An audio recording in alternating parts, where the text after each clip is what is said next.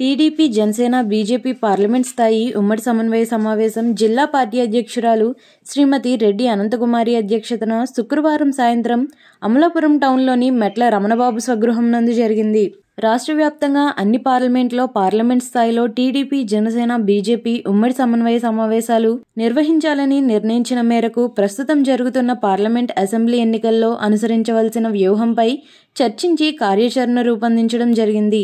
సమావేశం అనంతరం సంయుక్త మీడియా సమావేశం జరిగింది. ఈ సమావేశంలో టీడీపీ, జనసేన, బీజేపీ నుంచి నాయకులు, ఎంపీ అభ్యర్థి, నియోజకవర్గాల నుంచి పోటీ చేసే అభ్యర్థులు, పార్లమెంట్ పార్టీ అధ్యక్షులు, పాలిటీ బ్యూరో సభ్యులు రెడ్డి సుబ్రహ్మణ్యం పాల్గొన్నారు.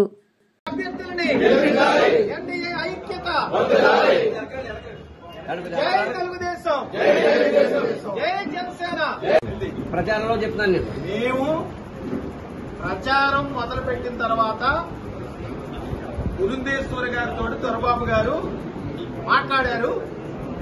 7 నియోజకవర్గాల్లో 7 డేట్లు పెట్టుకుని ఆ బీజేపీ కార్యకర్తల్ని ఆ అభ్యర్థులకి అటాచ్ చేసే కార్యక్రమం ఒక పక్క జరుగుతుంది. అది కంటిన్యూ అవుతుంది.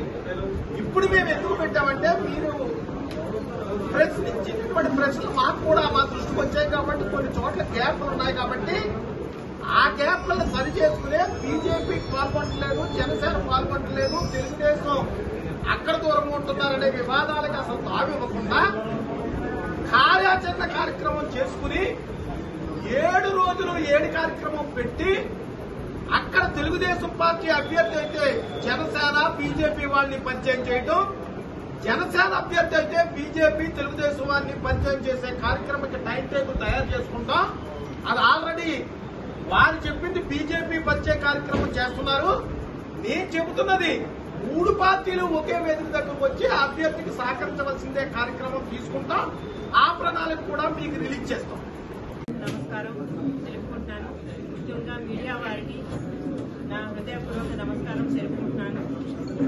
రాష్ట్ర పార్టీ తెలుగుదేశం పార్టీ చంద్రబాబు నాయుడు గారి ఆదేశాల మేరకు ఈ రోజు రాష్ట్ర వ్యాప్తంగా బీజేపీ, తెలుగుదేశం, జనసేన సమన్వయ మీటింగ్ ని ఏర్పాటు చేయమని చెప్పడం జరిగింది. అందులో భాగంగా ఈ రోజు అంబేద్కర్ కోనసీమ జిల్లాలో అమలాపురం హెడ్ క్వార్టర్ లో ఈ కార్యక్రమం నిర్వహించుకోవడం జరిగింది.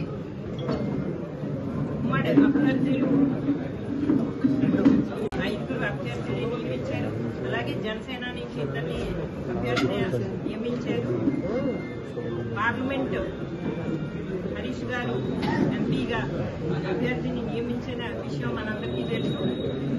బీజేపీ కేంద్రంతో పోటీ చేస్తున్నాం కాబట్టి అందరం కూడా కలిసి ఒక కార్యాచరణ తయారు చేసుకుని నియోజకవర్గాల్లో, గ్రామాల్లో, మండలాల్లో కూడా సమన్వయ కమిటీ మీటింగ్ పెట్టుకుని ఎప్పటికప్పుడు చర్చించుకుని చంద్రబాబు నాయుడు గారిని